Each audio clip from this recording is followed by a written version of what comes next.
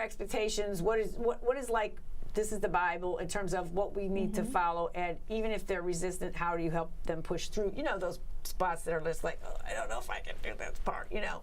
I have to really stay on top of some clients and challenge them to really do the work that they need, because they think sometimes when they go to a matchmaker or a coach, they're just gonna have everything handed to them, but I'm helping them. We're co-creating on this journey here. They do have to be held accountable, especially at times with the online dating consulting that I do. So I help people to not only write their profiles, but do online matchmaking, like within the sites, and I help them contact people. I ghostwrite messages. Yeah, this is what you got to this before me. I want to ask you about this, but you ghostwrite, which is great, and I want you to talk about that more. But I also want to ask you, like, if you're like this really great ghostwriter, which you are, and you help people land people, because I saw that, and people say, oh, you're like Cyrano de Bergerac, you're like this one, you're like that.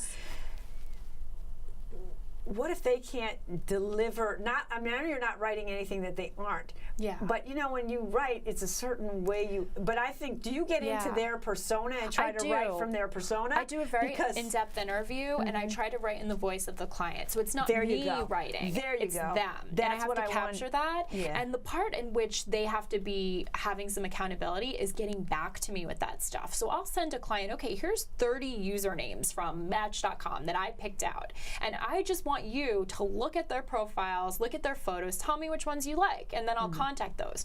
Some people, they do not have the time. They sit at their computer all day. The last thing they want to do is come home and scroll through those profiles.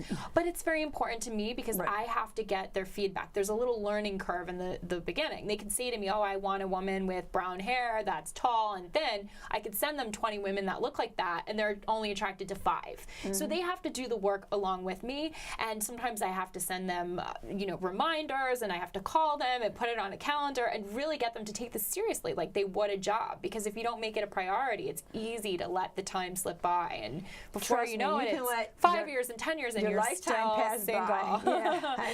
Yeah, it's tough. So that brings me to, well, I have so many questions, but now you mentioned it. In your field, in your particular client base, how much percentage men, how much is percentage women? Is it half and half? More women utilize you or your expertise, or?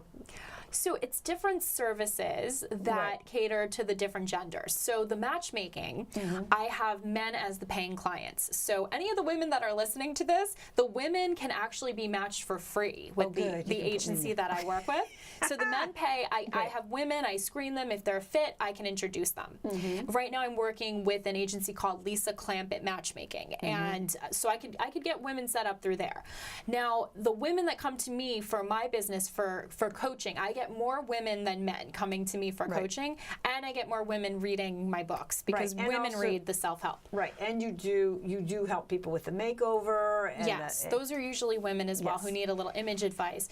The men do love this book, though, I have to say. Yeah, well, let's talk about this book. So what prompted it? You had a breakup. I had a breakup. You have to write about what you know about. So, and then you wrote this American style, Italian American style. So what is that versus, is that like pull yourself up from your bootstraps and have a plate of spaghetti and get busy again? What do you say? Part of it. Yeah. What do you, I mean, what do you call the Italian American part of the style? Sure. Well, there's things about Italian American culture that can be very healing.